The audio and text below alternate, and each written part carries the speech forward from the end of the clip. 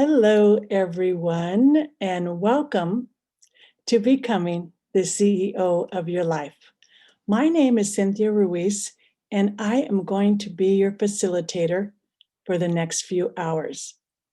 I start everything I do with gratitude, so I want to start this by expressing my gratitude to you, each and every one of you that made a decision to show up today. Now, I know you had many choices. I know the holidays are right here and everybody could be doing different things, but you decided to show up. So I have some people that have taken the class before. So welcome back. And then I have some new people and I welcome you. I want to welcome you for the first time. So the people that have taken this class before, this is going to be like a refresher course to you. For the people that haven't taken this, I really hope you do the work and invest your time so you can become the CEO of your life. Now, I would be remiss if I didn't talk about what's going on with the pandemic. I want to express my gratitude to all the essential workers out there that have made our lives more comfortable. And when I talk about essential workers, I'm talking about the farm workers that are out there picking our food, the people that transport the food to the market, the people that work at the stores, and of course, most importantly, the nurses and doctors that put their life on the line each and every day. So I wanted to express my gratitude to them. I also want to send some love and light to the families of the over 306,000 people that have made their transition during this time.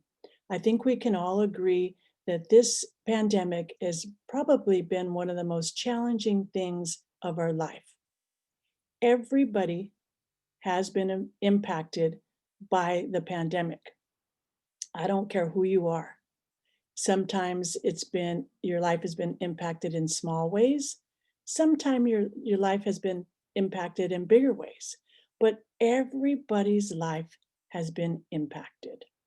So again, I want to send love and light to all the families of the people that have lost anybody in this pandemic.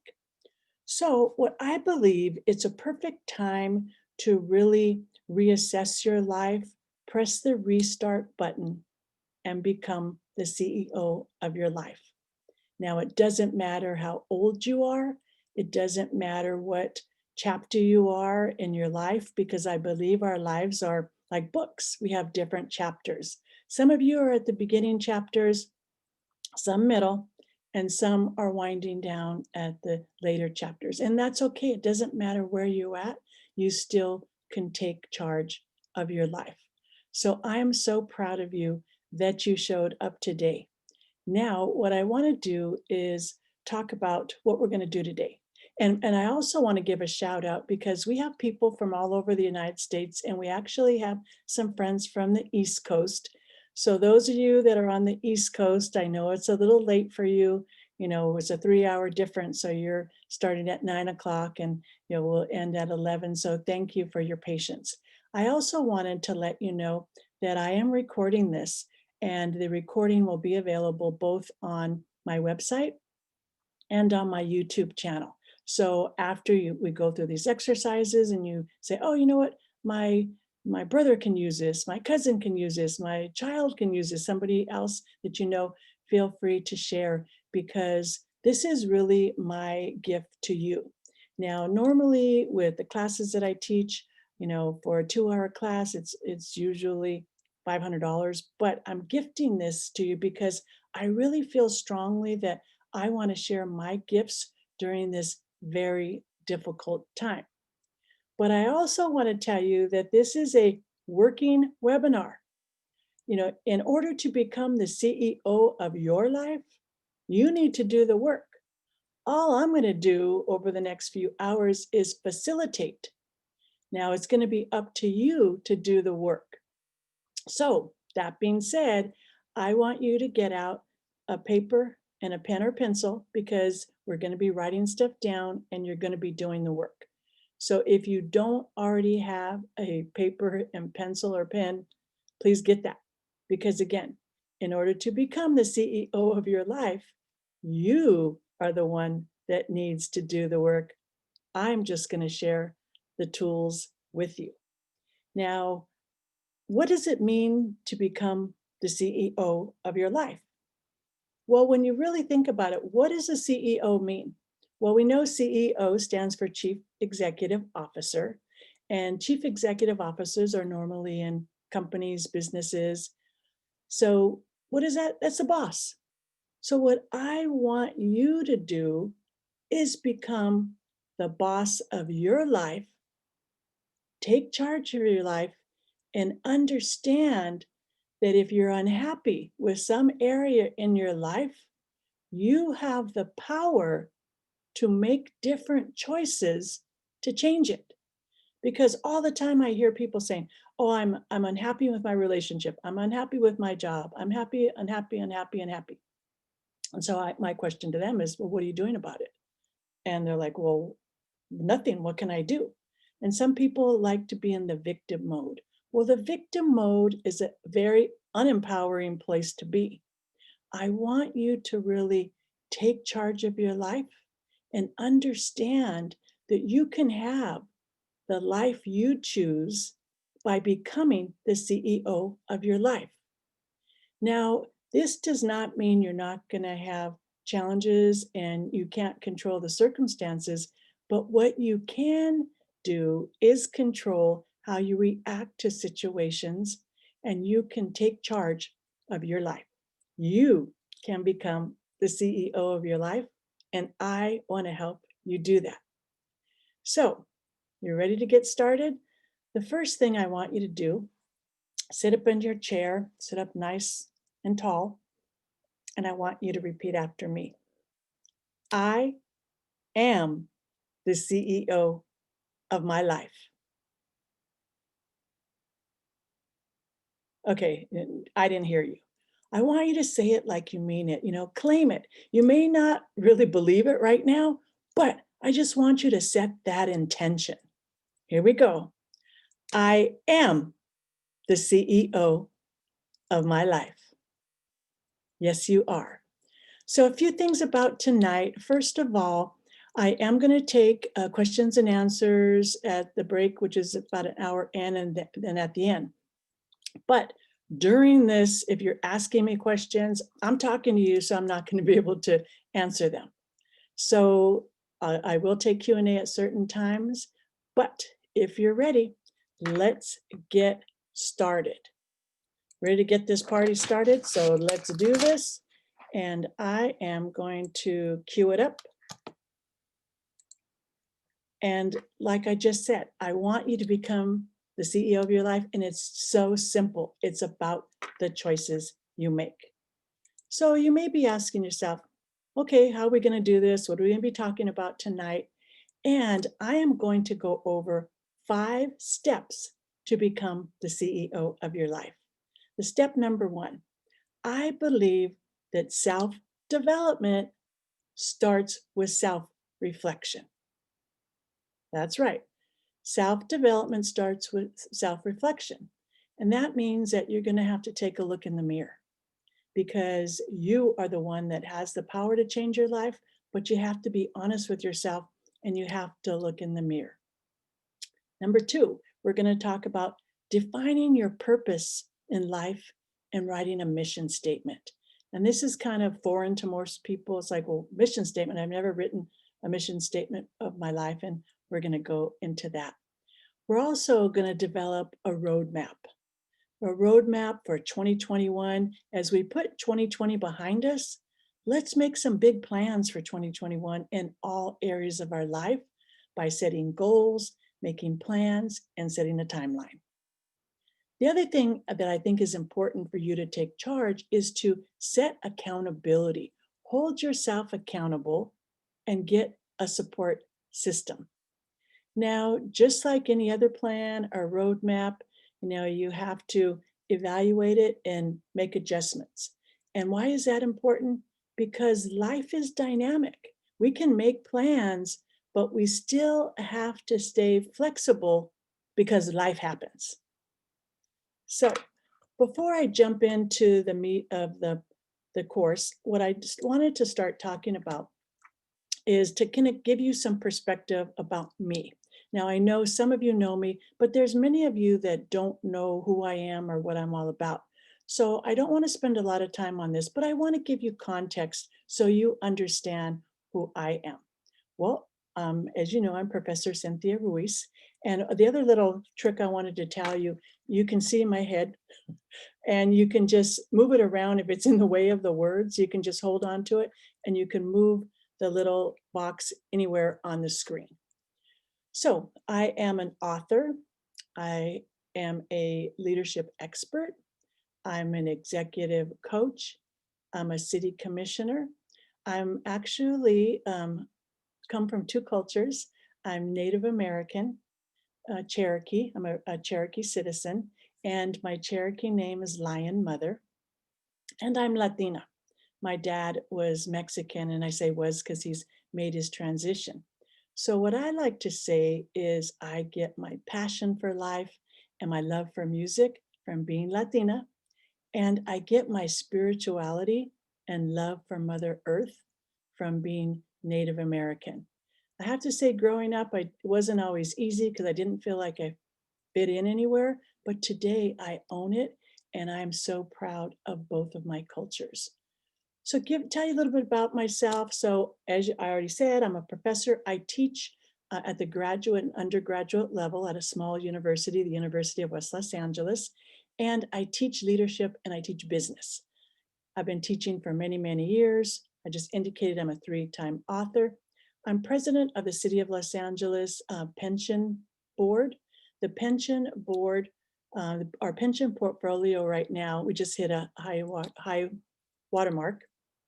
The value on the assets that I oversee is $20 billion. So it's a lot of responsibility, but I take that commitment very seriously. I'm also a successful female entrepreneur, and I put times two because I've at different points in my life, I have been a business owner very early on in my career.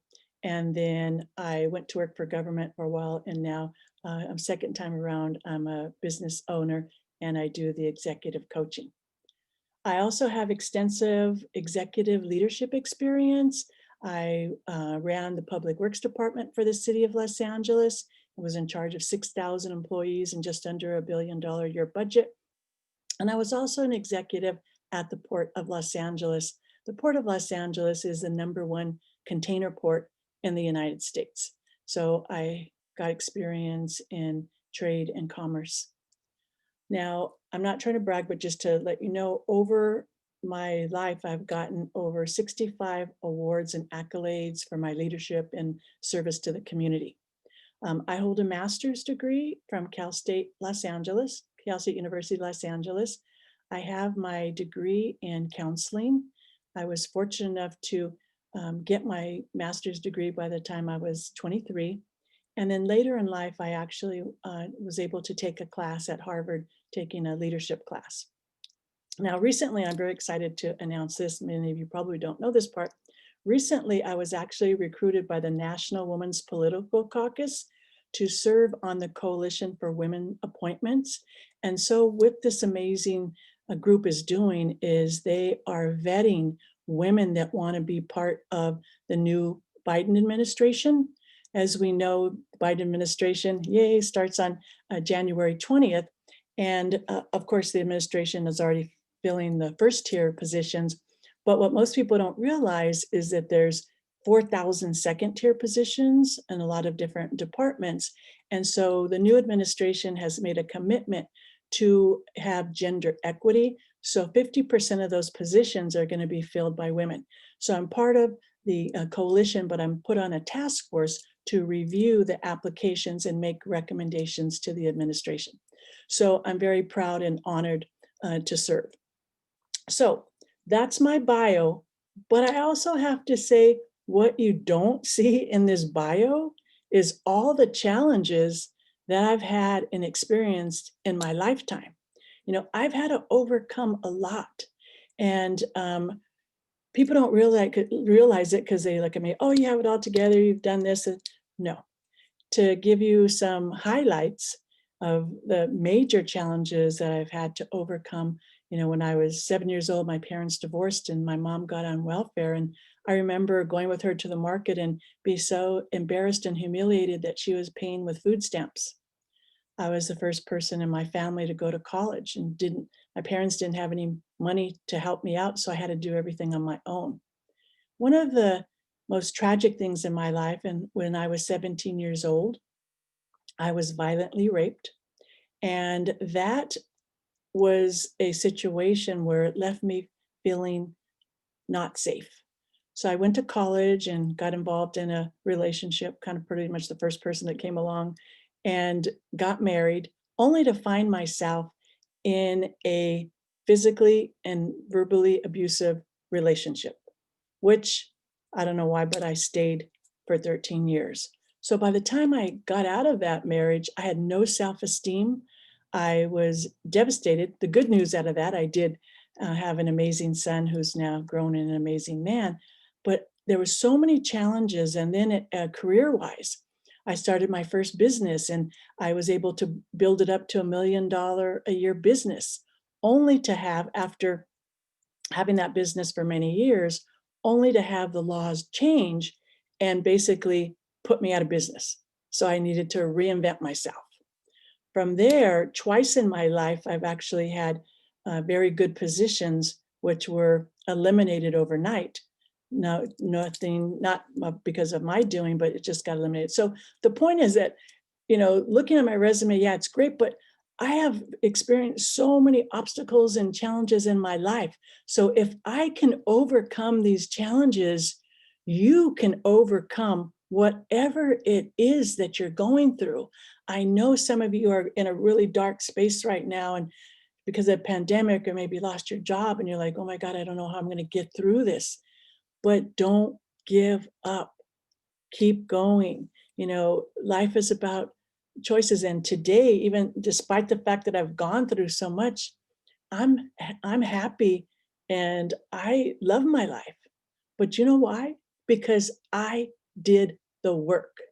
You have to do the work to get to the other side of the challenges. So, enough about me. Let's move on. So, step number one in this process, like I said, self-development starts with self-reflection. You have to take a look in the mirror. Now, the good thing about looking in the mirror is that there is no one like you. We are each unique individuals. No two people are alike. And how do I know this? Well, no two people have the same fingerprints. Everybody is different. So, what you don't want to do in your life, if you want to be happy, is to compare yourself to other people. So many people fall into that trap. They start comparing themselves to other people. And as a result, well, I don't have what she has. I don't have what he has, and so forth and so on. You get the point. The point is that what you want to do is live your best life. We all have uniqueness, and that uniqueness is actually beautiful and wonderful. So you have to own your uniqueness and know that you're not like anybody else. Which brings us to our first exercise for tonight. So, like I said, I wanted you to get something to write with. So, if you're ready, the first exercise, what I want you to do, and this is the self-reflection, I really want you to sit there for a minute and think about yourself. Who are you? And I want you to describe yourself in 5 words or phrases. What are 5 words or phrases that describe you? Are you compassionate, introverted, extroverted, funny, hardworking, intelligent? You like to control things. You have to have everything, control everything, or you lose it. You go crazy. Do you feel like you're smarter than everybody else? Are you just so competitive and hard driven? Are you strong? Or you never give up, be loyal, passionate, whatever it is. We're going to stop here for a minute. And I want you to write down 5 words or phrases that describe you. Okay, go.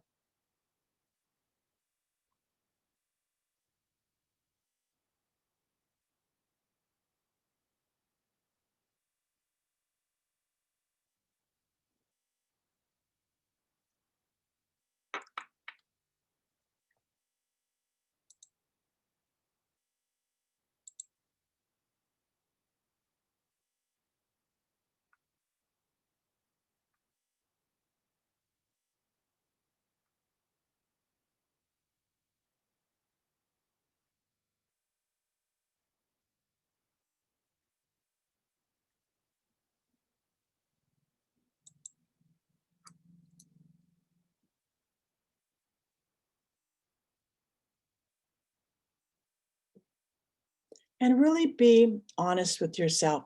Because if you're not honest with yourself, you're not fooling anybody.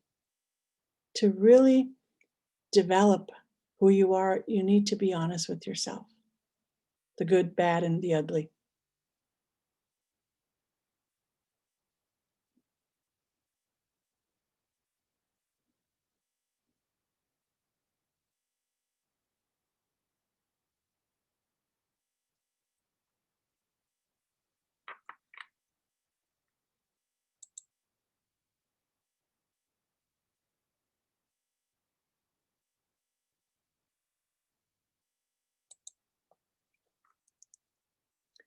Okay, so now that you have described yourself, what I want you to look at is this the person you want to be?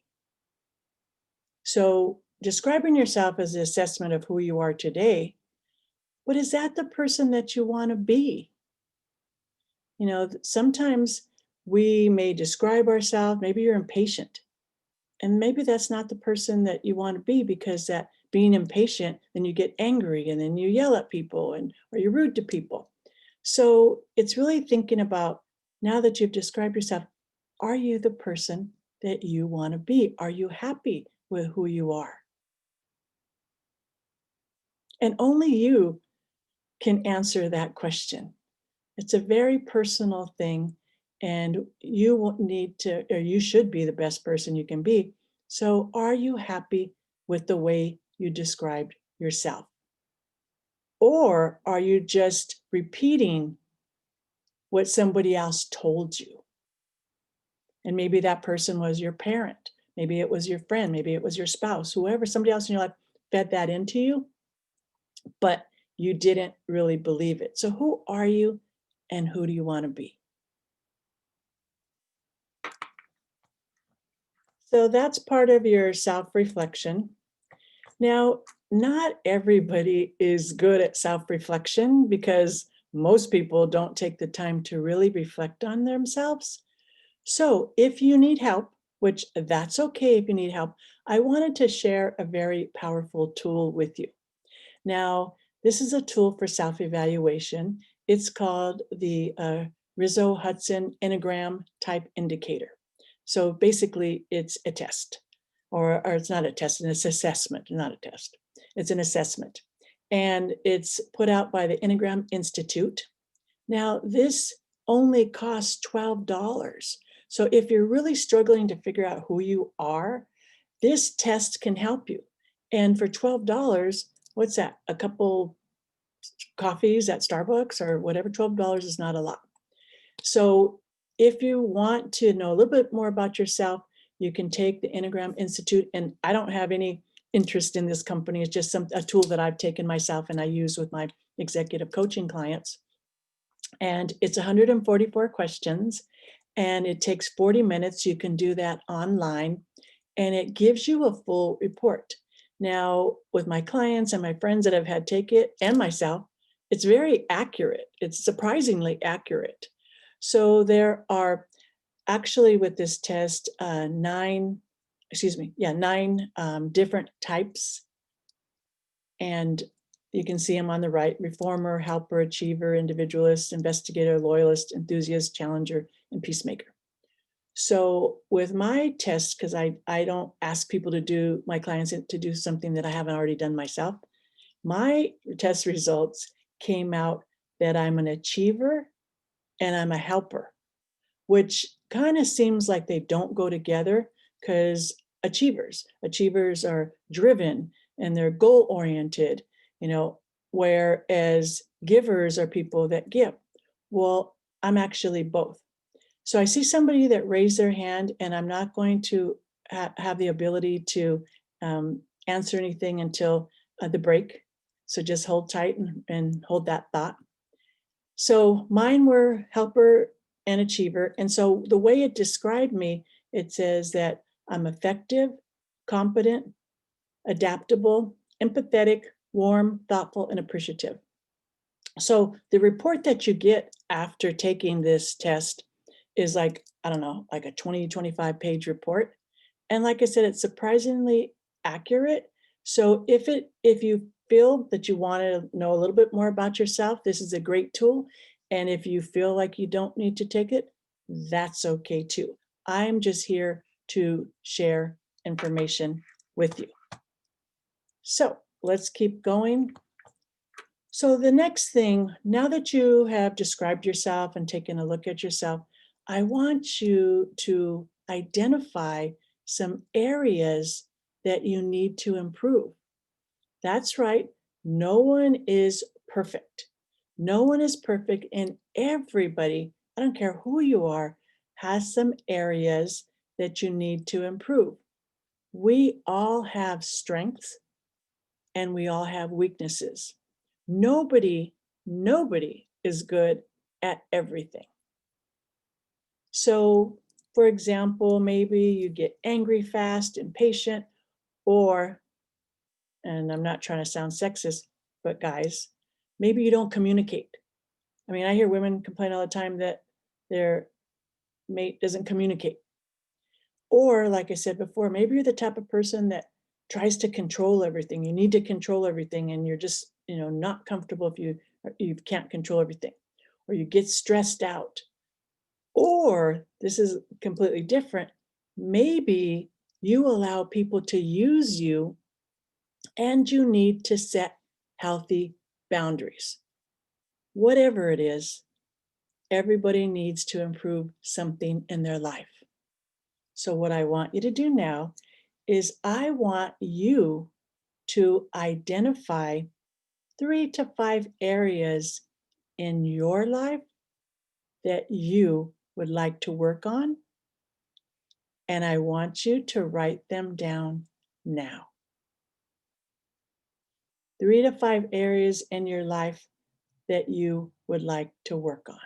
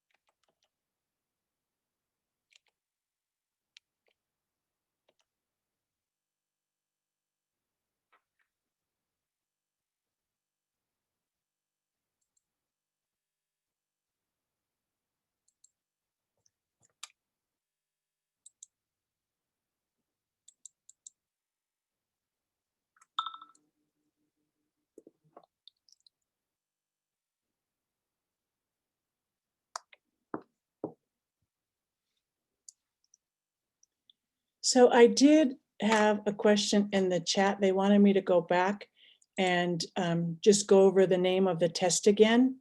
So all you need to do if you want to take that tool, that evaluation assessment, it's the Enneagram, Enneagram Institute. Just Google Enneagram Institute and it'll come up and say, do you want to take the indicator? You pay your $12 and then you can take it on site. So thank you for asking that question. Okay, so have you identified what you want to improve in your life? I hope you have. And let me just say, if somebody's sitting there and saying, I'm perfect, I don't have to improve anything, well, guess what? You have bigger issues than you think because everybody, I don't care who you are, and I don't care what stage you are at in your life, everybody can work on something because life is a journey, not a destination, as we've heard people say. So continuously, you're going to have to be working on things. And I have to say that for me, there may have been things when I was younger that I had to work on. And now at the stage in my life that I am now, I'm working on different things. So this is a process that everybody should be working on for self-development. So the other thing, next thing I want to talk about, because this is part of being the CEO of your life, is really being happy and being happy with your life. And I want you to choose happiness. Now, happiness starts with you, as you can see from the meme. Happiness starts with you. It's not with your relationships. It's not with your job. It's not with your money. It's not with your circumstances, but you. You have control over your happiness. Now, I think a lot of people in their society grow up thinking that if you get money, it's going to make you happy. Well, let me tell you, I know people that have lots of money in their bank account and they're not happy. All you have to do is watch some of these reality shows, the housewife of any city, the housewives of Beverly Hills, the housewives of Atlanta, whatever the city is. All these people in these reality shows have lots of money and they are so unhappy and full of drama. So money in and of itself is not going to make you happy. Just like relationships, many times people expect their partner, whoever that is, to make them happy. Well, a partner cannot make you happy. You have to make yourself happy. And my first book called Finding Sane Relationships in a Crazy World, a lot of people thought it was a relationship book about how to get a man or how to get a girlfriend.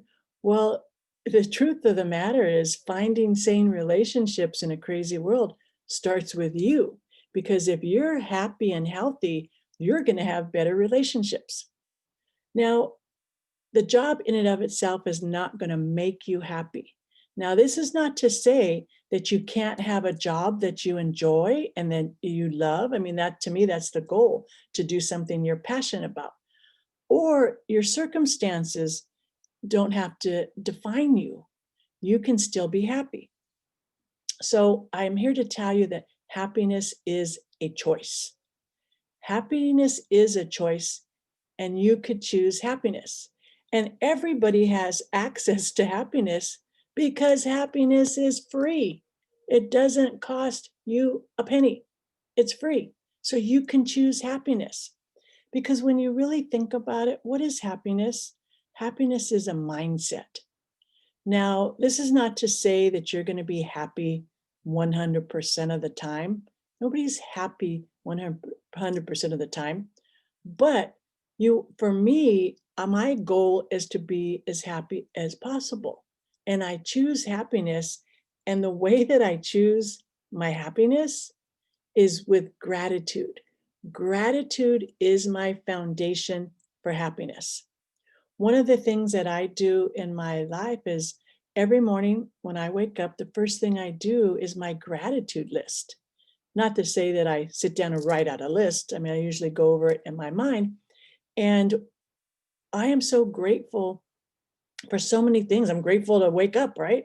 I'm to have another day on this earth. I'm grateful to have a bed to sleep in and a house and to be surrounded by so many loved ones. Of course, now I'm surrounded by them virtually, not in person, but there's so much to be thankful for and grateful for. And I find that when I start my day with gratitude, then happiness comes. So I really, really want you to choose happiness and understand that it's free and it's available to you, and you can have happiness. And you might be saying, well, Cynthia, you don't know my circumstances. You're right, I don't. But what I can see is people like Nelson Mandela, that was in prison for 26 years or 27 years, and he still chose happiness. And when he came out of prison and became the president of South Africa, he didn't have resentment and hate and anger. What he had is happiness, and he led his country. So, yes, I don't know your circumstances, but I do believe that irregardless of your circumstances, you have the choice to be happy. So, irregardless of what you're going through and irregardless of what you've been through, because I shared a lot of personal stuff about what I've been through, and I was able to work through it and let it go. And today I am happy. So, there you have it. Choose happiness. So step 2. So we talked about the self-reflection. So now step 2 is defining your purpose or your mission in life. What is your why? I always like to, in addition to gratitude, after that, my next question is why? You know, if I'm working on a project, if I'm, whatever I'm doing, I always ask myself, what's the why? And why do why is you, what gives your why are you here? What's the what's the meaning in your life? You know, what excites you? You know, what are your dreams? You know, what makes you happy? Really sitting down and reflecting on what's your purpose in life. And I have to say that surprisingly enough, most people don't do this. What happens so many times is that we get caught up in the rat race, and we got caught up in our careers, we get caught up in having families, we get caught up in all this stuff and going, but we never sit down and really reflect. Reflect on our why, reflect on our purpose. So, step 2 is developing your mission statement. And so I know that most people are like, well, how do I do that? You know, what's going on with that? So I'm going to help you. So, as I indicated, I am a professor that I teach business. So I'm going to start off with the business definition so you kind of have some context here. So, the business definition of a mission statement, because any business, corporation, or large organization has a mission statement. So I'm going to share with you the business definition, and then we're going to apply it to our individual lives. So what it is in the business context, it's a written declaration of an organization's core purpose and focus. So it's your purpose and focus that normally remains unchanged over time. Now, my personal mission statement is to be a beneficial presence on this planet. Now, it hasn't really changed over time, even though I didn't articulate it until over the last few years. And how do I know that it hasn't changed over time? Well, interesting enough, I was archiving all my awards and accolades, and I actually found this award that I received when I was in high school for 500 hours of volunteer service. So even back in high school, I was being of service. And that's kind of the continual theme in my life. So it helped me identify and reaffirm what my mission is. In a business, when you're looking at your mission statement, it also serves as a filter to find out what is important, what's important and what's not important. Because if you're in business trying to make money and you focus all your time and energy or your team's time and energy on something that is not part of your mission, you could be wasting time and money. So what's important and what's not important?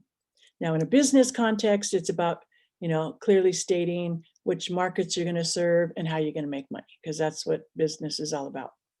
Now, it's also a mission statement is to communicate a sense of intended direction for the entire organization.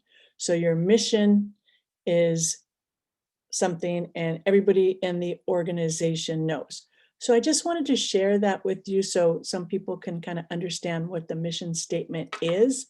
Now you might be asking yourself, well, that's nice in an organization or business, but how does that really come into our individual lives? So what I'm asking you to do as part of becoming the CEO of your life is write your mission statement. Now, it might feel a little bit overwhelming at first. You're like, well, I don't even know where to start. I don't know what my mission, I don't know what my purpose is. And I don't want you to overthink it at this point. I just want you to sit on that idea and think about it and start asking a few questions. And you don't have to finish this tonight. You can ponder it and, finish it in the future. But I do want you to really seriously look at this particular aspect.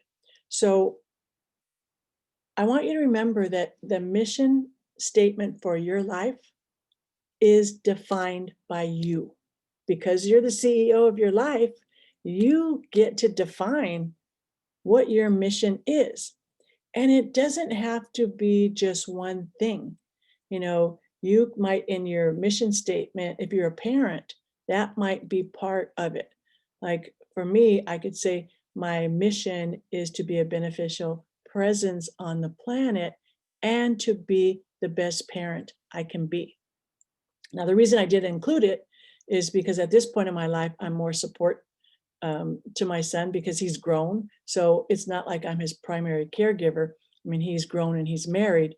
So although I support him in many, many ways and we're very close, I'm not the primary support like I was. So my point is that you can add different things in your mission statement, but you get to define whatever that is. So you can start asking yourself questions like, what is my purpose? What gives my life meaning? And this is always a good one. How do I want to be remembered? Bottom line is that every single person that enters this world has an expiration date. Nobody lives forever. So you start thinking about, how do I want to be remembered? Do you want to be remembered as somebody that was lazy and never got anything done and everybody hated? Well, I don't think so. I don't think you want to be remembered like that. So ask yourself, how do you want to be remembered? And that kind of starts really letting you think about what your purpose is. And another great question is, what brings me joy? What brings me joy? Everybody has things that brings them joy in their life. And I had one of my students tell me, there's nothing in my life that brings me joy. And I said, okay, I'm sad that you feel like that. So what you have to do is you have to remove the blocks that are in your way from experiencing joy, because everybody can experience joy irregardless of their circumstances. But many times what happens in life, we build up walls. We have bad experiences, so a wall goes up. We experience unpleasant emotions, a wall goes up. We get hurt by somebody and a wall goes up. So those walls and those obstacles and those blocks prevent us from truly, truly being happy. So what I want you to do, like I said, we don't have enough time today, but I want you to really walk away and think about what is your mission statement in life? And as I mentioned already, I'll share both the PowerPoint and I actually developed an entire worksheet for tonight, only to find out that on webinars, you cannot share in the chat. So I'm going to have to figure out another way to share the worksheet with you. So after this, you're going to be able to walk away with this video if you want to see it again. You're going to be able to walk away with the PowerPoint and a worksheet. I'm giving you all the information because I want you to be the CEO of your life. So I do see a question, so let me just check really quick and see what the question is. So I do have somebody that says that they struggle with step 2 now that the children are adults. So I'm not going to put you on blast. I'm not going to say your name, but I just want you to know. Let me go back. I want you to know that you're not alone, that many people go through that. That's why they have a name for it. I mean, the empty nest syndrome, right? You know, empty nesters when your kids are grown, especially for women, I find. But men go through this too. Women that are at a point in their life where all their life has been focused on their families, and that's a good thing, right? But once your children start growing up and becoming independent and developing their own lives, then all of a sudden you feel empty. It's okay to feel empty, but what it's not okay to stay there. And that's why it's important that you're taking this class, because what you need to do at this point is press the reset button and redefine your life, not only based on being a parent, being a caregiver. And let me just say, caregivers go only not just to children, but sometimes to the parents too. You have to take care of your parents. But not only that role, now you got to find out what makes you happy. Start thinking about what's your purpose and what things bring you joy. You know, maybe socialize more, maybe do something that you've always wanted to do. I have a good friend of mine that he, through this whole pandemic, started painting, right? And painting, it's his way of healing. And I've known the man 30 years. I didn't know his passion was painting. And what happened with him is that he was a single parent and raised a daughter. So his personal things that he brought him joy, he put on the back burner. Now that she's graduating from college, it's now he's going back to what he enjoyed when he was in college. And so he likes painting. So think about what things maybe that you liked before that you reintroduce yourself to. I like photography. I mean, there's so many things. Now, for those of you that didn't have things because maybe you just jumped into life and got married and had a career, then look around and say, what makes me happy? Maybe listening to music, or maybe you want to learn how to play the guitar or piano, or learn how to sing. Start with baby steps. Find things that bring you joy.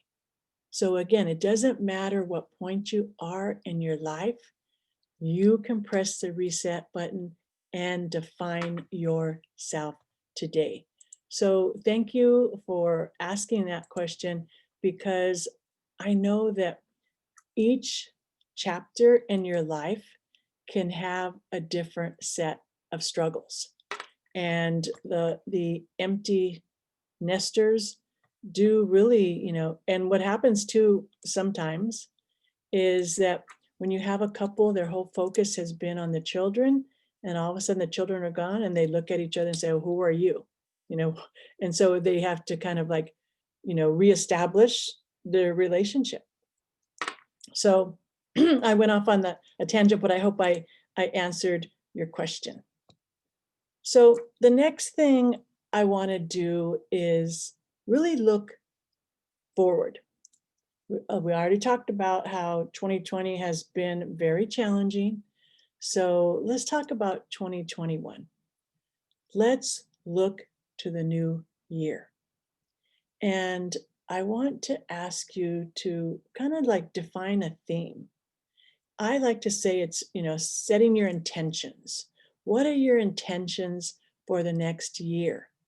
Now, maybe your intention next year is to, live it with integrity. Maybe your intention is to be grateful and grateful for the people around you.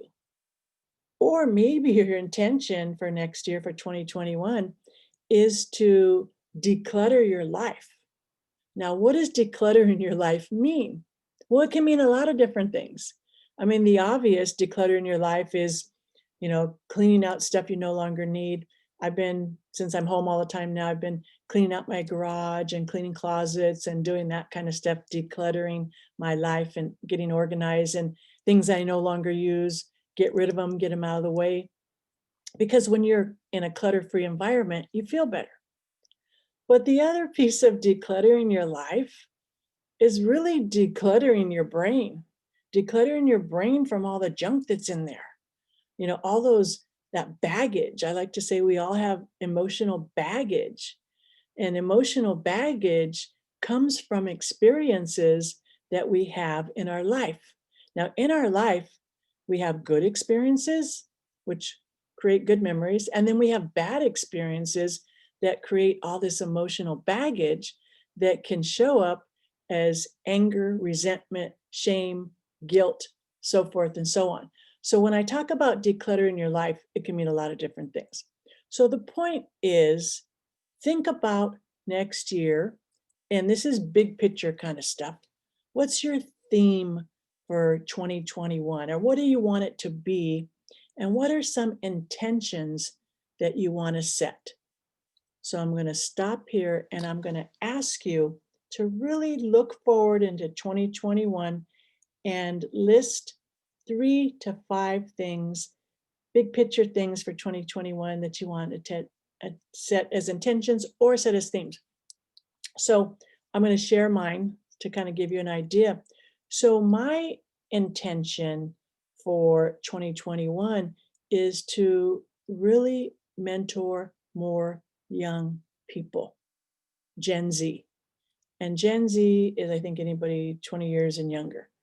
And so how am I doing that? Well, I'm working with Cherokee Nation. I'm going to do a lot of workshops with some of the high school students. So my theme for 2021 is resilience, because I want to show that no matter what I've been through in this crazy 2020, going into 2021, I want to be resilient.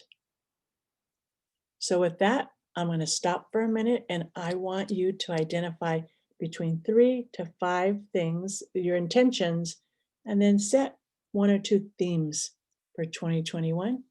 And you do that now.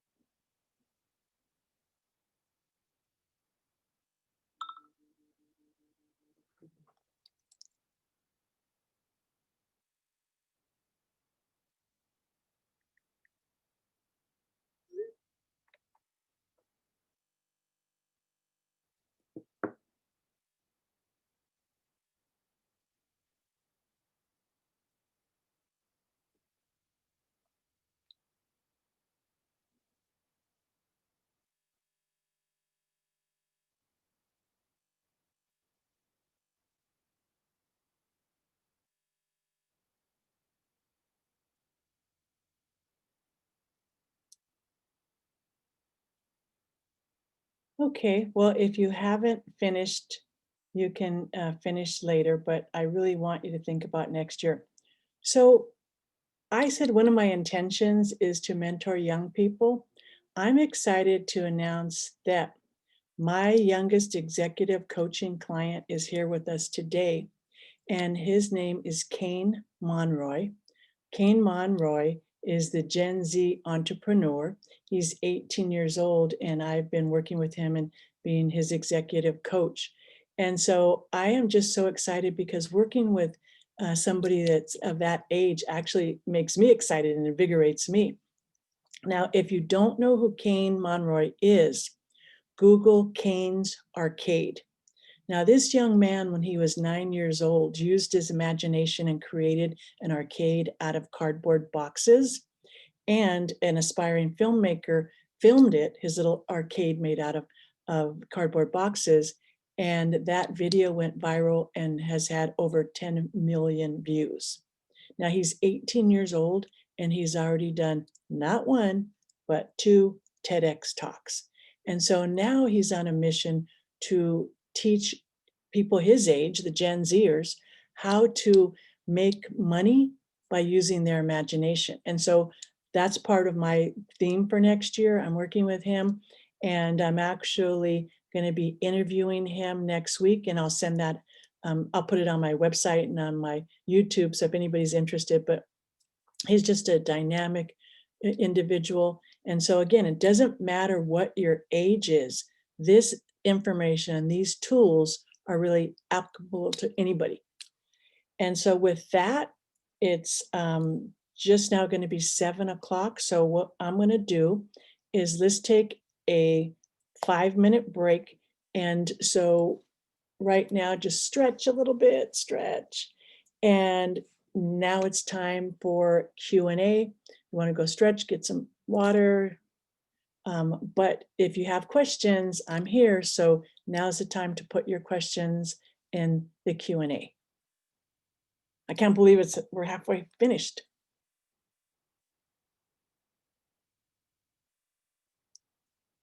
Any questions?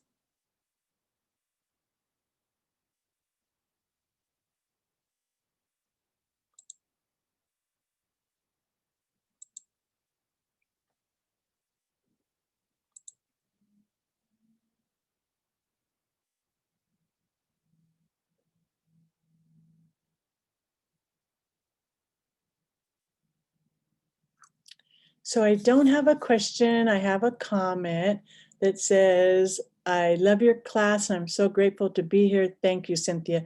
And no, I just want to say the pleasure's all mine.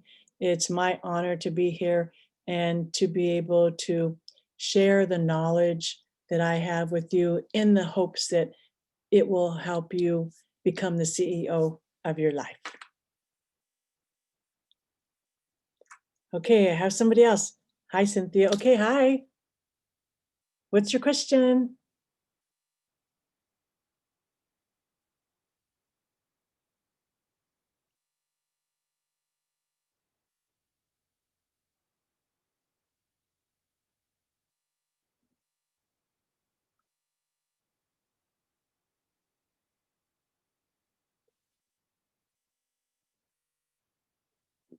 Now's the time to ask your questions.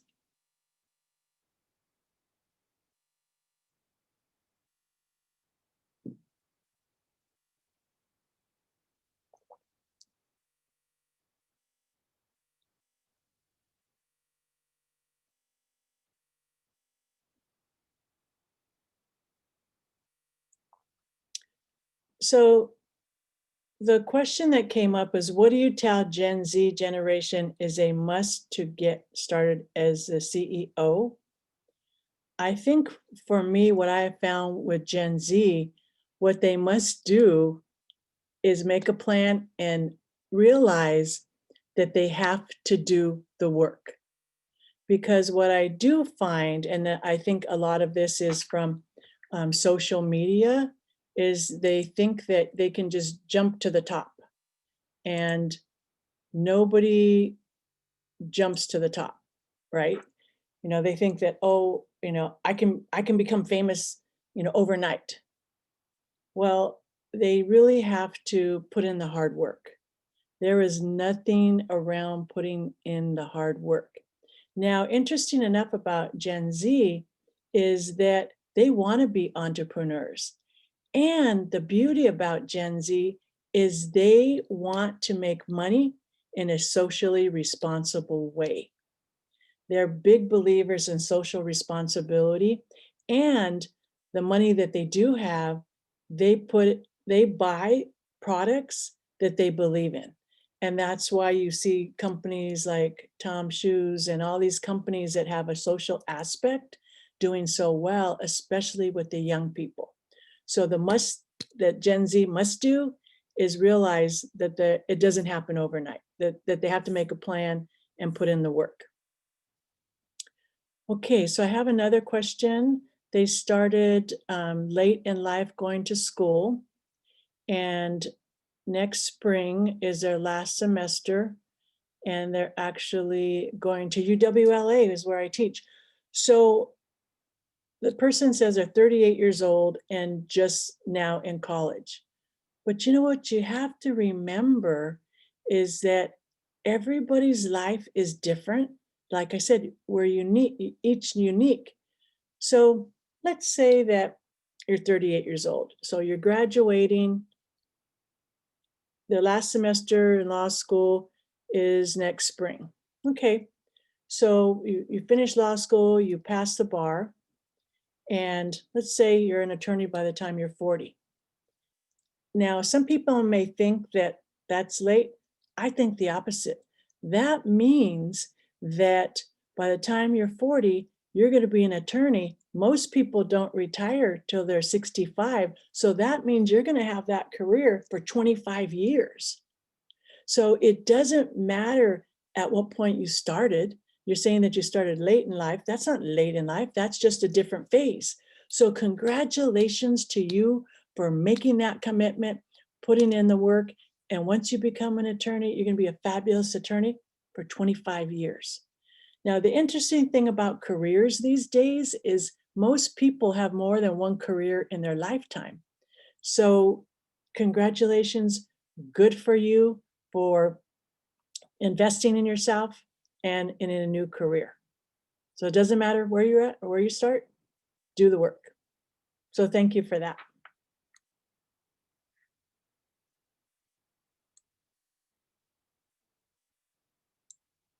Okay, somebody else said, great information exercises.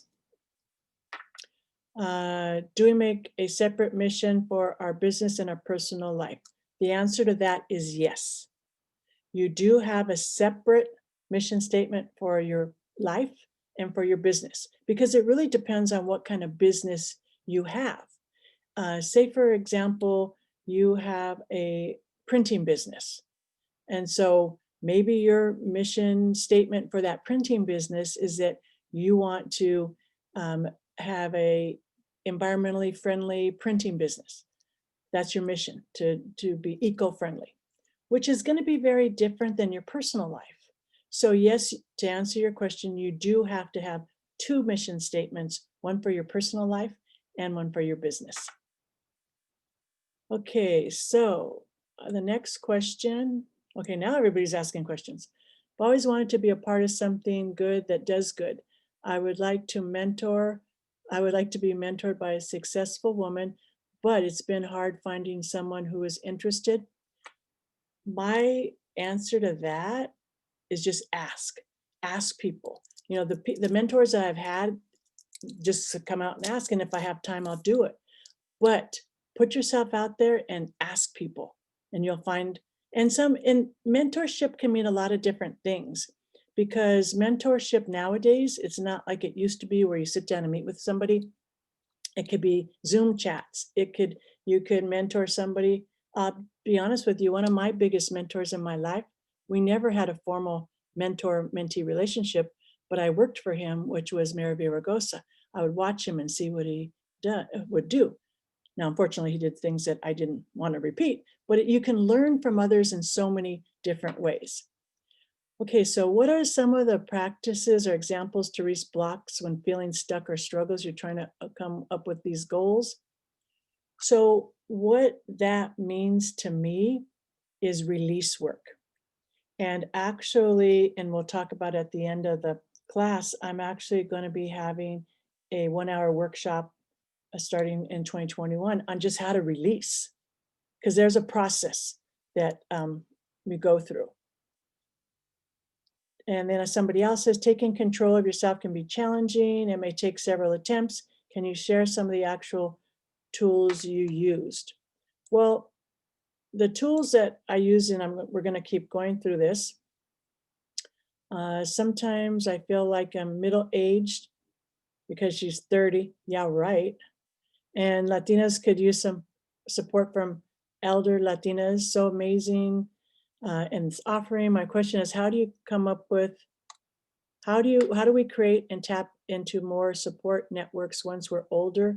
I see first generation every step of the way in my career. So what I recommend is join networking groups. There are so many networking groups out there. Like for Latinas, the Latina NLBWA is a networking group. The Latino Chamber of Commerce is a networking group. Find networking groups. There's meetups. There's ways to meet people, and even virtually. So just stick with it.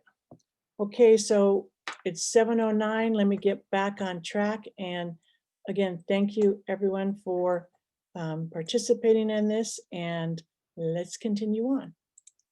So now is the real nitty gritty here, because this step number 3, is about developing the road map for your life.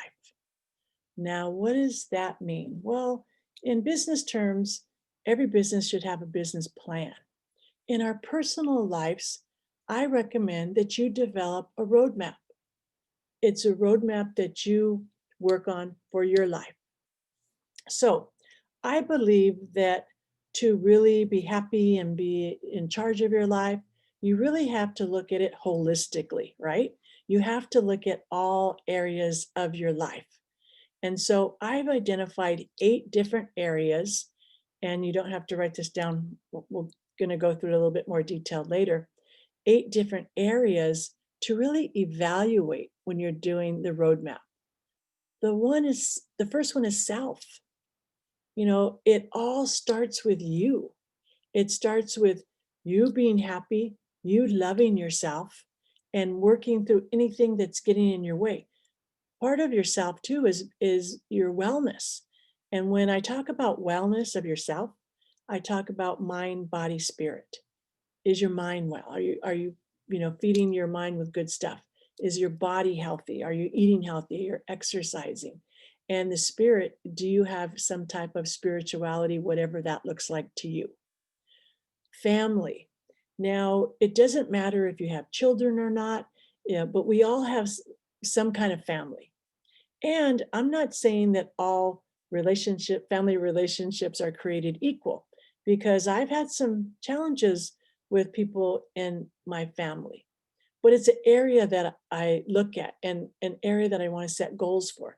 So we're going to set goals for yourself, goals with your family, goals with your career, goals for hobbies and passions, because surprisingly enough, people really don't set goals for their hobbies and passions, like spending more time taking pictures, spending more time dancing, whatever it is, and entertainment.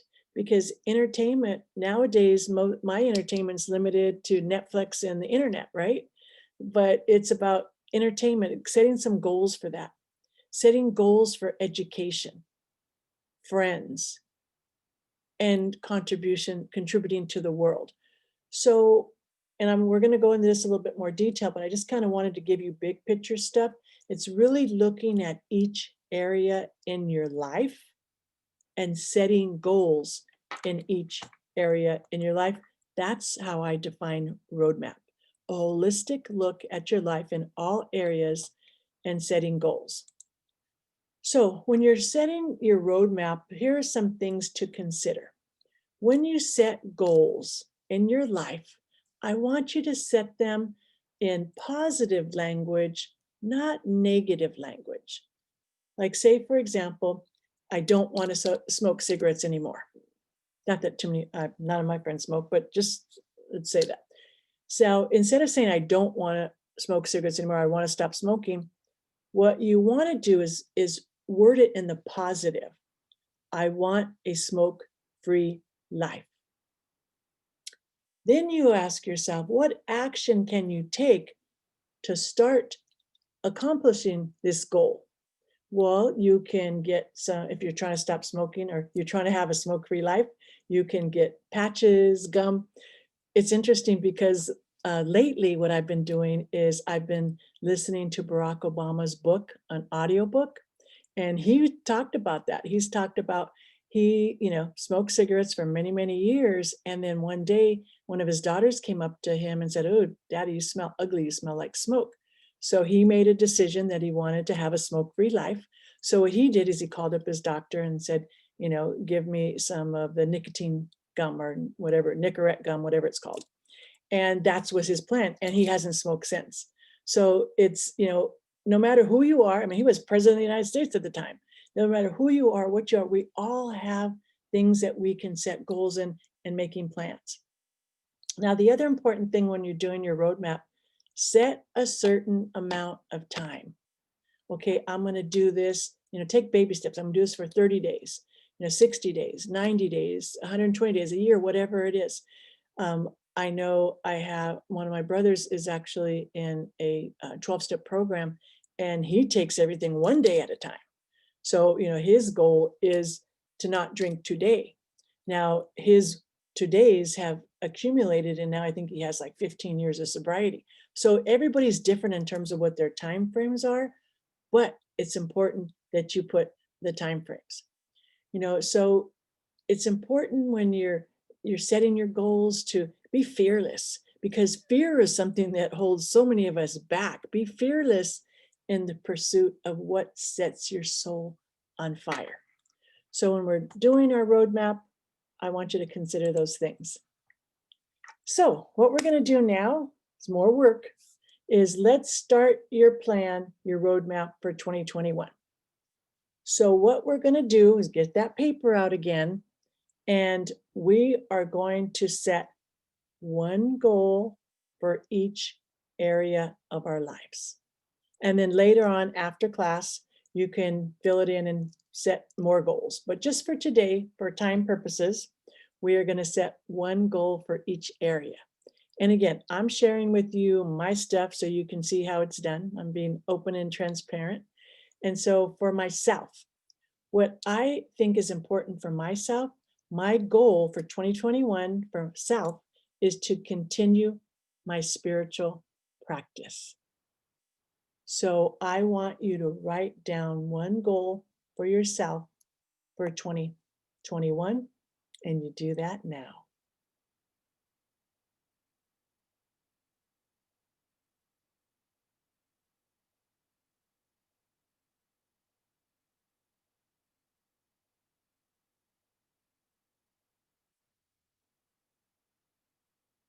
And remember, the goal is anything that you want.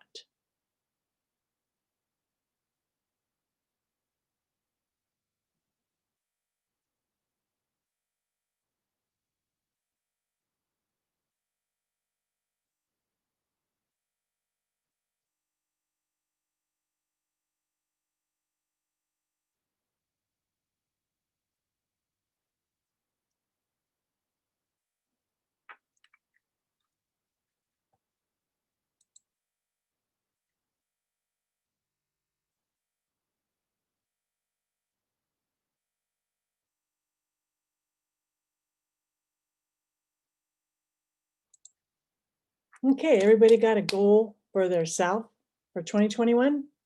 I know you do. So later after this, you're going to have to set 2 more, because I want you to set 3 goals in each area of your life. But right now, for time purposes, we're just going to do 1. So the next area of your life that I want you to set a goal in is family. Now, for me, like I said, my son's already grown, he's married. So, and we used to travel a lot together, my son, him and his wife. But obviously, we haven't been able to go on any vacations this year, so which is a little bit frustrating. I mean, I love to travel. This year, I was supposed to um, go to Japan and Greece, and obviously that didn't happen. So my family goal for next year is I want to go at minimum at least one weekend getaway with my son and his wife. So that's my goal. Now, the reality is it's probably going to have to be towards the end of 2021, but I just am putting it out there as just something that we want to do together. So I want you to set one family goal for 2021, and I want you to do that now.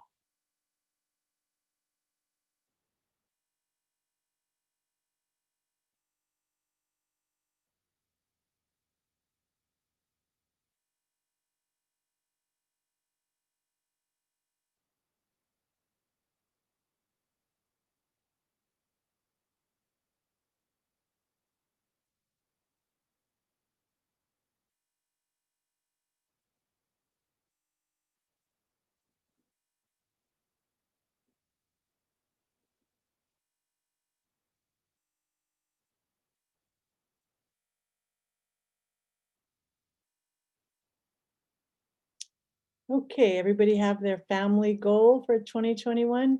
And again, after you're going to be able to do more goals. Career. I know all of you are in different places in your career. For me, my career goal for 2021 is to secure a corporate board seat. Yes, I want to be on the board of directors of a corporate board by the end of 2021. So at the point I am in my life, that's my career goal. So I want you to now write down one goal for you for 2021 as it relates to your career. And some people might say, well, my goal is to retire. Some people that are starting out say, my goal is, I want to increase my business. Whatever it is, it's your life. So I want you to set one career goal for 2021, and I want you to do that now.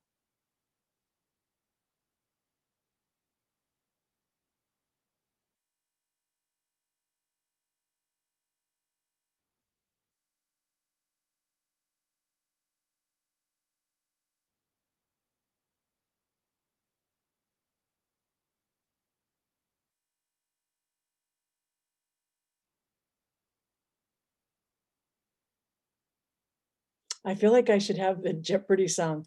Na, na, na, na, na, na, na. Just kidding.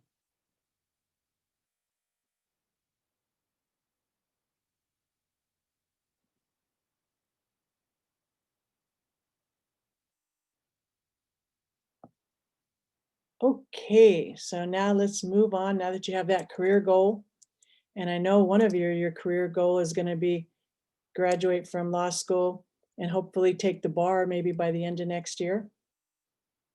So, hobbies and passions. Well, I already told you my passion at this point in my life is working with young people. And so, my goal is to complete or to give webinars to high school students, Cherokee high school students. So, like I said, I'm already putting that in motion, working with Cherokee Nation. So, my goal is to at least do two workshops, virtual workshops for high school students that live in Oklahoma and Cherokee Nation. So that's because that's what I'm passionate about. Now, some people might say, well, it's not exactly a hobby, but it's fun for me. And since they're not paying me, I'm volunteering, I consider it a hobby. So list one goal for hobby or passion for 2021, and you do that now.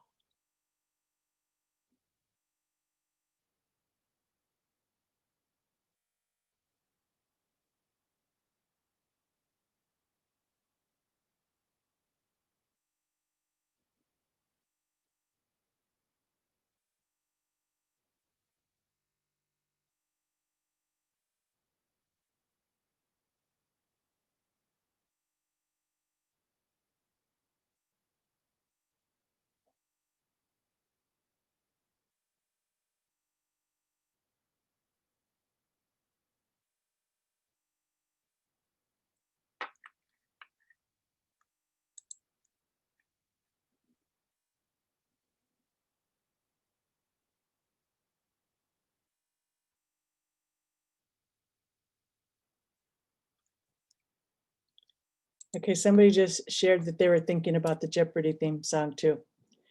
Okay, so now that we got one goal for passion, let's talk about entertainment. Now, I have to say this year's been a tough year because I love live concerts, and my friend Jenny's sister Weeping Willow, who's with us today, her and I go to the Hollywood Bowl. I love going to concerts at the Hollywood Bowl. All kinds of music. Well, unfortunately, this year everything got canceled because of the pandemic. So next year, I'm setting a goal that I want to continue to attend concerts, but I have to put the caveat that I'm adding either live concerts or virtual conference concerts. As a matter of fact, last Saturday night, I participated in Andrea Bocelli's live concert. So I really want to keep that passion for music going next year, but I'm being flexible and saying, okay, my goal is to, attend concerts, but I'm having to say virtual is okay too. It's not quite the same, but it's okay. So I want you to establish one entertainment goal for next year. Maybe it's going to, or I was gonna say go to a Laker game, but that's not even happening. So you're gonna watch a game or you some kind of entertainment, whatever that looks like to you. I want you to set one goal in the area of entertainment for 2021, and I want you to do that now.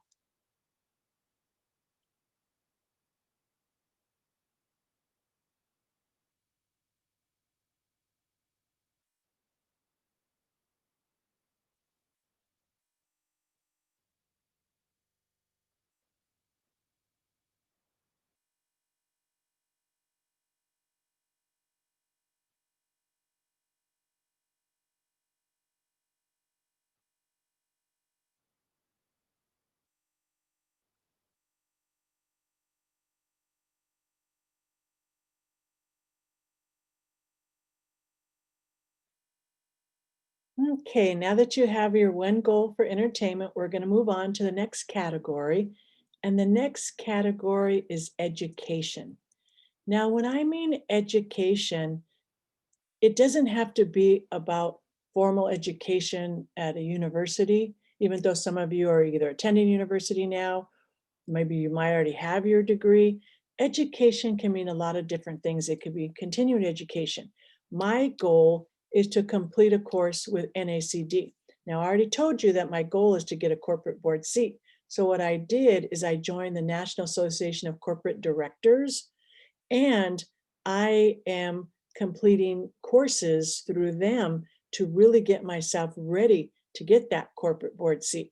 So for me, I'm completing courses online through the National Association of Corporate Directors. So my goal is to take more of those classes. So education can mean, depending on what point you are in your life, can mean different things. So I want you to set one goal in terms of education for you for 2021, and I want you to do that now.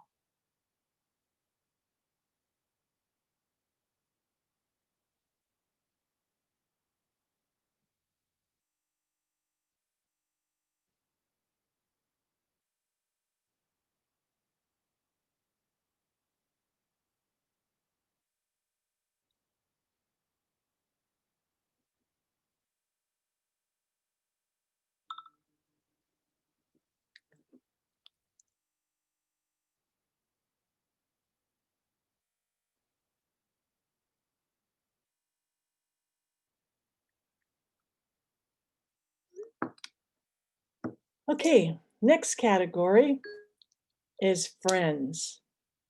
Friends, friends, friends. So, friends are so important. Now, my goal for 2021 in terms of my friends are really nurture my relationships with my inner circle. Now, I have to say that I used to think that you should have as many friends as possible. Throw a wide net and get a lot of friends, and almost kind of like a popularity contest. But I realized that not all friendships are created equal, right? So I decided that I don't have to have a million friends. What's more important to me at this point in my life is really having that inner circle of friends a small number of friends that are true friends, that are loyal friends. And so my goal for 2021 is making sure that I nurture those relationships with my inner circle and my close friends. So I want you to set a goal for friends, and it could be making new friends. It could be that one of your goals, it could be that you want to get rid of some friends. Because let's face it, there's some friends that we have that are really drama, negative. So maybe your goal for 2021 is to eliminate the toxic friends in your life. I mean, that could be a goal. It's really just, you and what you want to do in your life. So I want you to set a goal, one goal for 2021 in the category of friends. And you're going to do that now.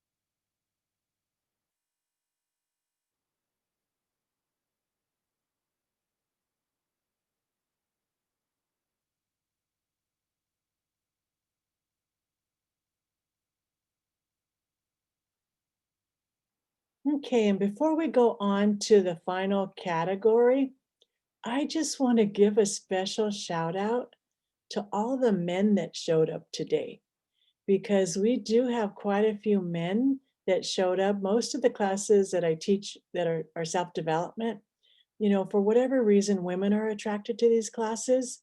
But we have a lot of men today, and I just want to say congratulations, because to me, a true man is not a macho man. A true man is a man that can really, work on himself, set goals, improve their lives and their selves, because that improves the lives of people around them. So shout out to the men. Yay. Thank you for participating. So our last category is contribution to the world. What are you doing to make this world a better place? No matter how big or how small. I already told you, well, I didn't tell you this part, but for me, I do contribution to the world in a lot of different ways. Through money.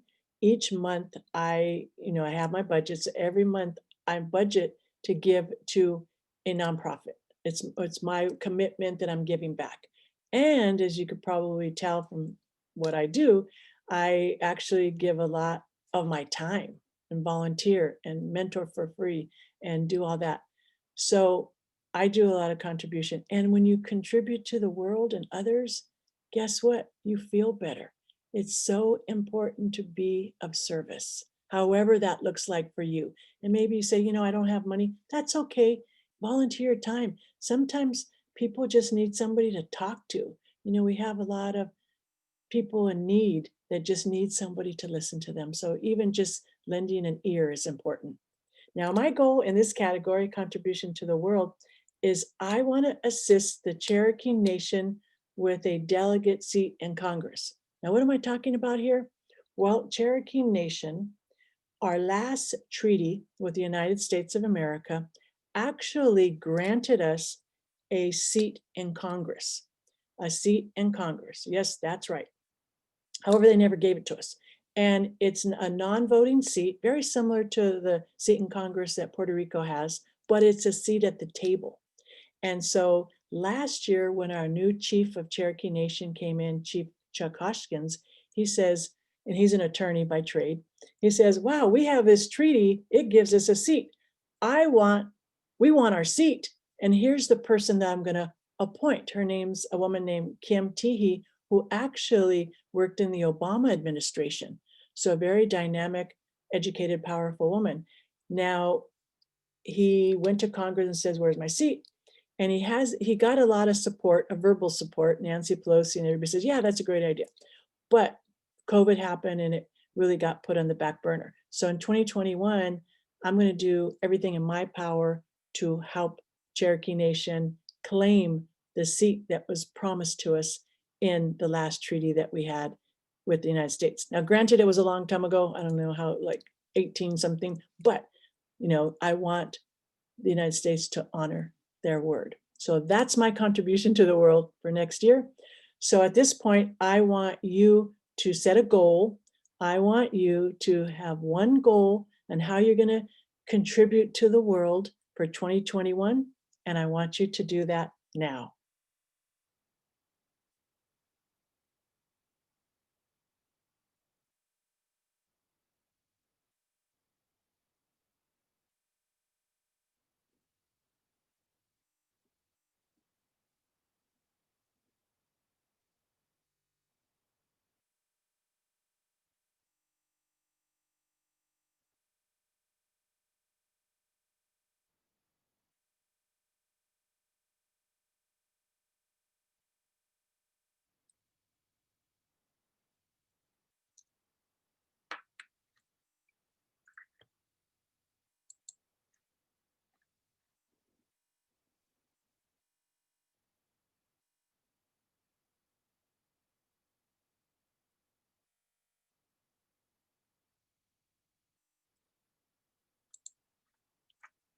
Okay, I assume everybody has their contribution to the world goal for 2021. So let's go to the next slide. And so what we just did by setting goals in the each 8 areas is just the first part of this. Now, what we have to do is develop a plan and execute. Now, what does that look like and what does that really mean? So not right now, I'm not gonna sit through this, but you can do it at a later date. What I want you to do is, now that you've identified each goal, I want you to put some meat on the bone. Like, what does that mean? You already set your goal in these areas. Now I want you to make a plan on how you're going to make that happen and set a time frame. So for each of those 8 goals that you set, you're going to have to make a plan on how you're going to accomplish that goal. It's up to you how you accomplish that goal, and set a time frame. Okay, I mean, after the new year, what does everybody always say? Oh, I want to lose weight, right? And so give yourself a time. Okay, I want to, I'm just going to say anything here. I want to lose 10 pounds in 2 months. So my goal is not to lose weight. My goal is to get to a healthier weight. My plan is I'm going to get on the keto diet. And I'm going to do it within 2 months. And I expect at the end of 2 months to lose 10 pounds or be 10 pounds lighter. So you get the idea. So every goal you set, you have to go back and now make a plan on how you're going to get there and set the time frame. And the time frame is really what you make it. Maybe you think, oh, 10 pounds is too much for 2 months. Maybe your goal is, I'm going to get to a healthier weight by losing 10 pounds in 6 months. It's whatever feels comfortable and whatever is realistic to you. And maybe, usually losing weight, it's a combination of what you eat and how many calories you burn. So maybe you say, I like what I eat. I don't want to change that. So what I'm going to do to get to a better weight is go hiking, walking, exercising, whatever you do. So there's different ways to look at that. So it's up to you what plan you want to make to get to that goal. But it's important to have a start date and an end date. So since we are talking about our roadmap for 2021, I want everybody to use the start date as 1/1/21.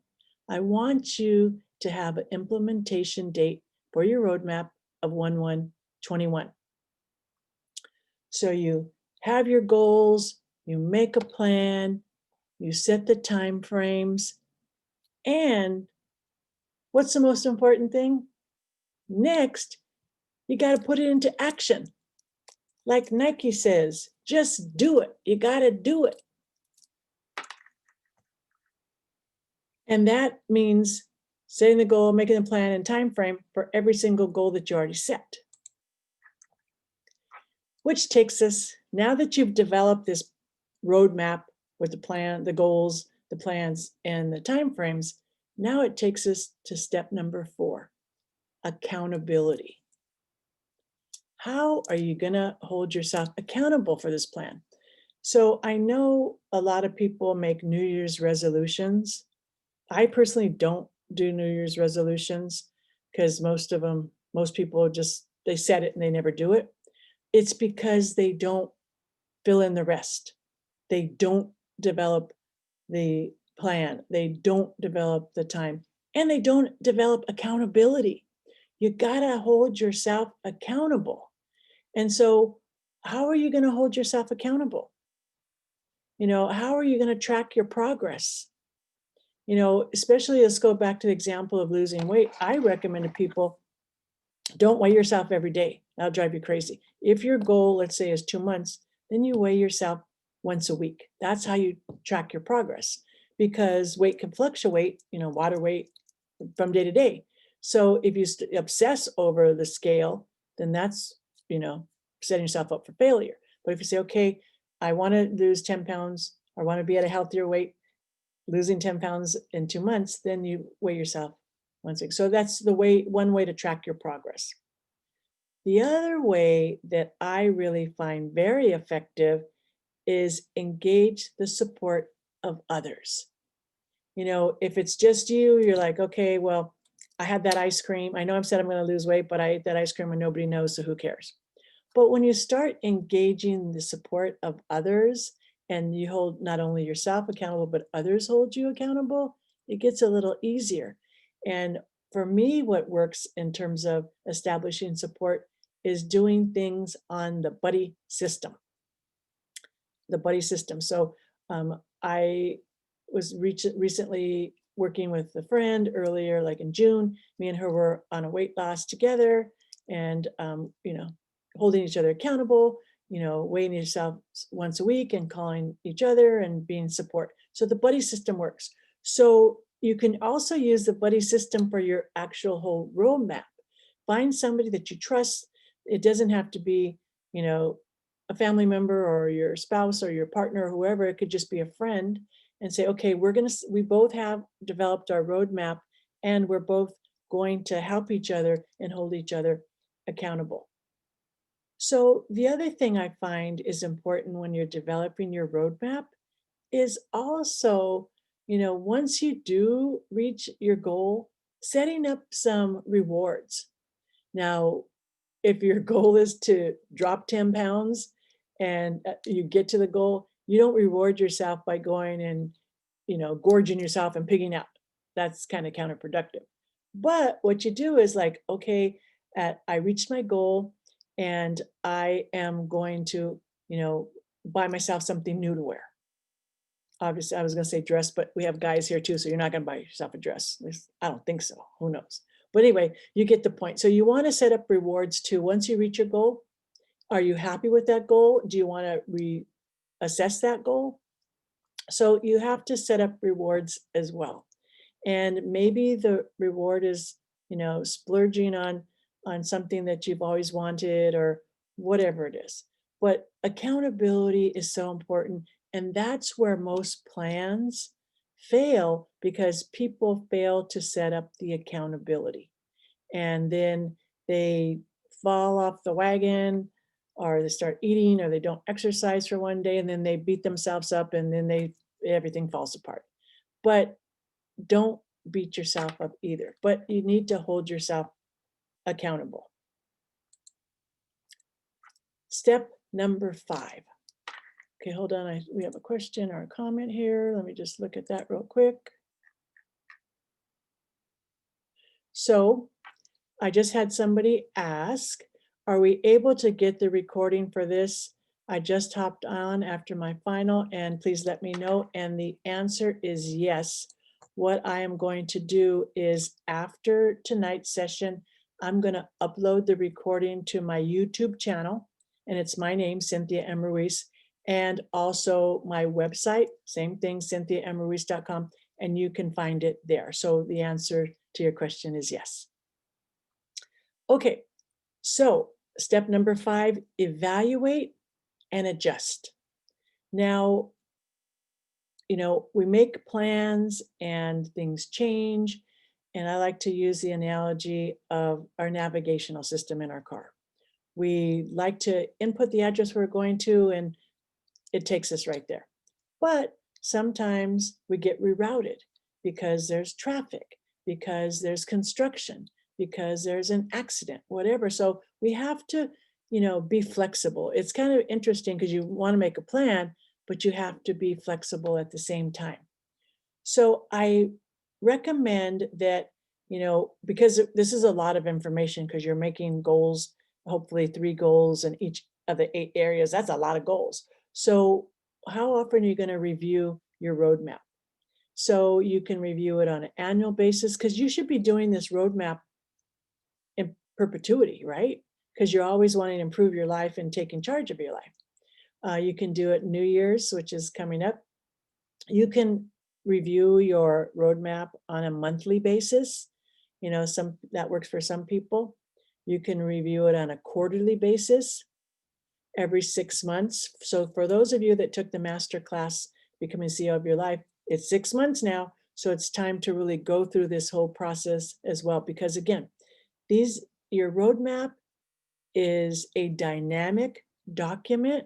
It's not a static document where it's one and done, that you just write it and you're done with it. It's not like a final exam. Okay, I've written the final exam and I'm done with it. Life is not like that. Life is dynamic.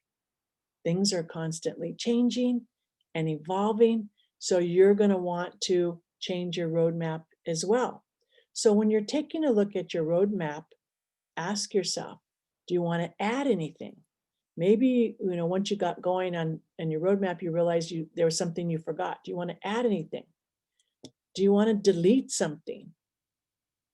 Do you want to modify it? Do you want to stick to your plan? Or maybe you've accomplished your goal, so it drops off and you add another goal in its place.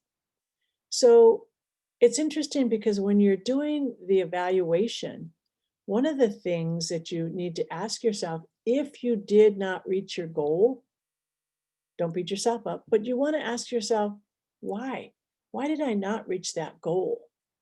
What in me prevented me from reaching that goal? Did I have a block? Did I have a fear? Was it unrealistic? Maybe I set an unrealistic goal and now it didn't happen. But don't beat yourself up.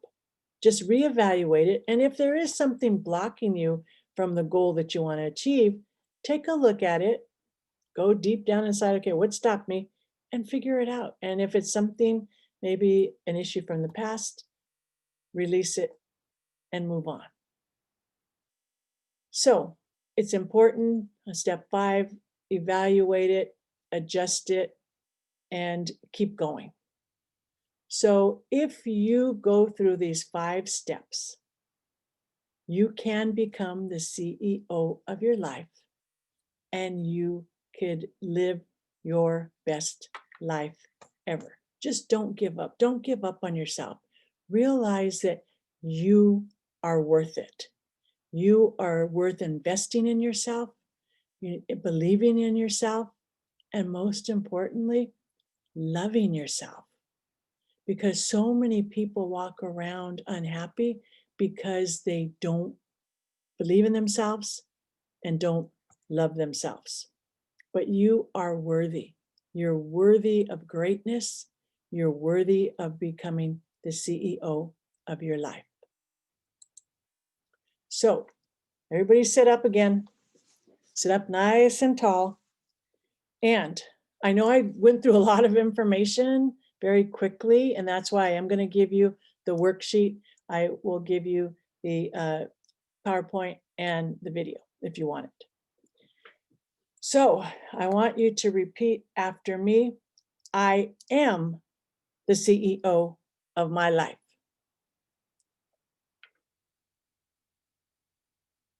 Okay, I did not hear you. Guys, come on, step it up. I am the CEO of my life. Yay, yes, you are. So I have a few more things I wanted to cover tonight. And one of the reasons I'm doing this, because I do want to get back, but as I go into 2021, one of the things I'm going to be doing is I'm going to be teaching more of these.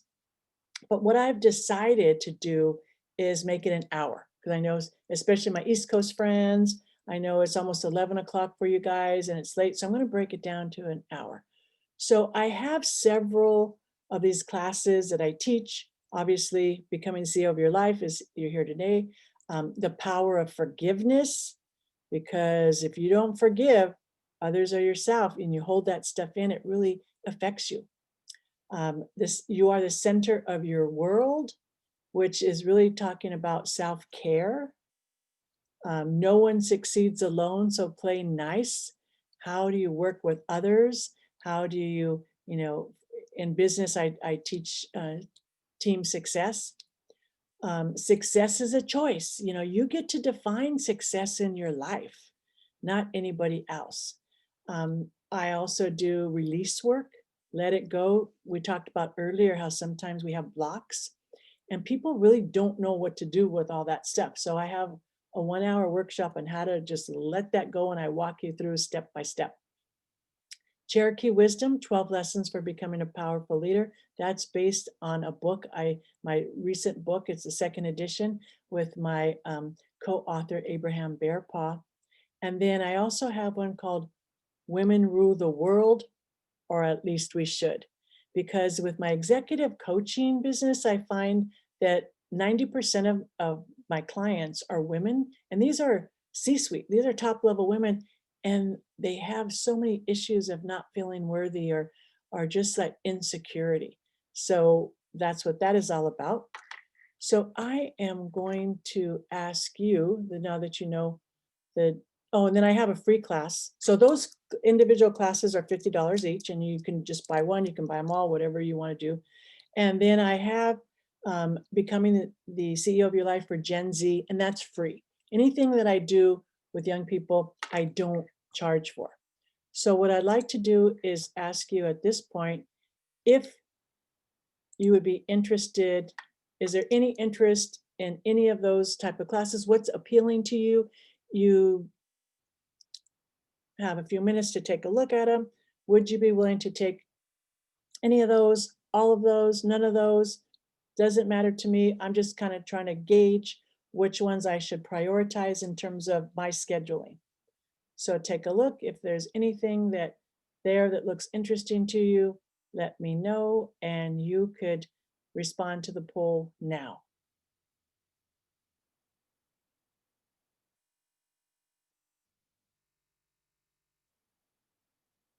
And what's in the lead? Release work. People want to let that stuff go, which is a good one. Women rule the world. Yay.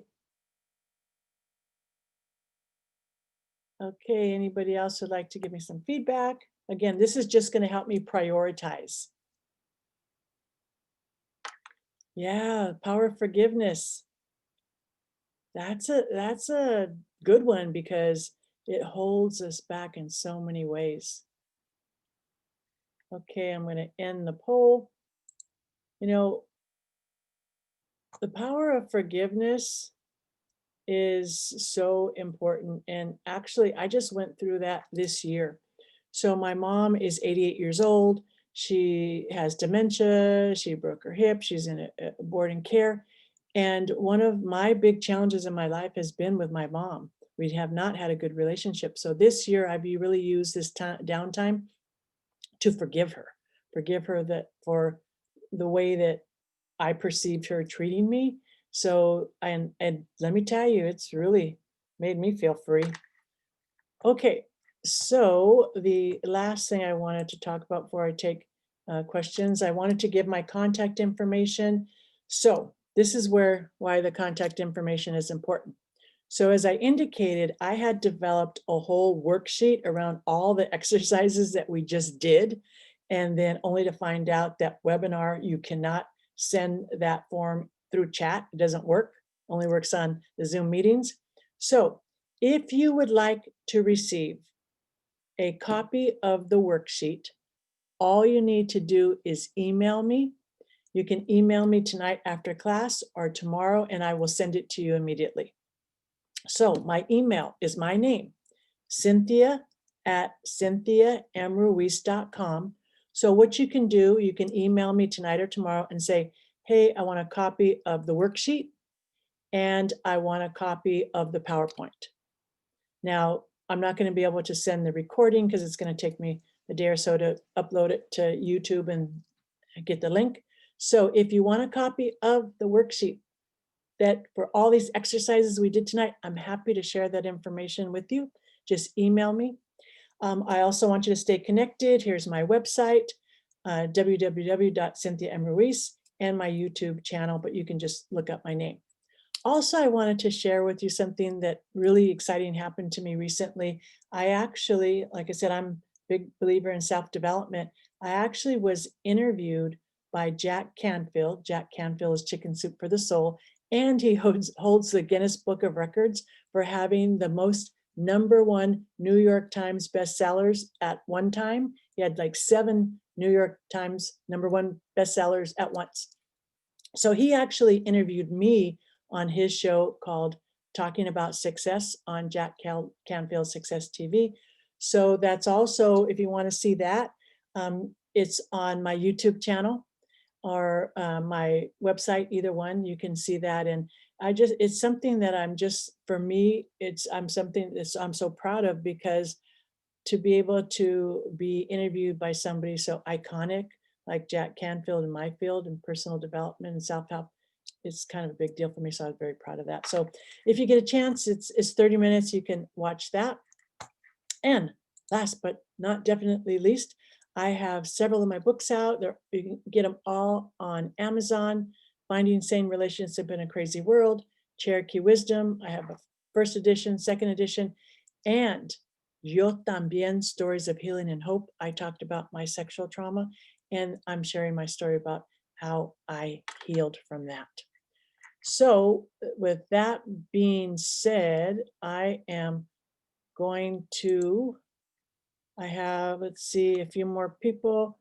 So I have somebody who says, congratulations, thank you so much.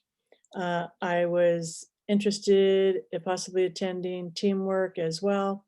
Thank you for the great, thank you so much. And I just want to say that we have 4 minutes left. So I am going to answer any questions that you may have during this time in the last 4 minutes. And from the bottom of my heart, I just want to say thank you for participating. And if you're seeing this, recorded, thank you for watching. And I know that this has been a tough year for everyone. So I want you to take charge of your life and become the CEO of your life for 2021. And with that, I am going to take a few questions. So I have, well, actually, they're not questions. They're people saying thank you. And no, thank you, because for me, this is how I get my joy, is giving back with the information that I have. As I said, I've been doing this for a long time, been teaching for a long time. And if I can help you in your life, it's just brings me joy. So with that, let's see if we have any other questions.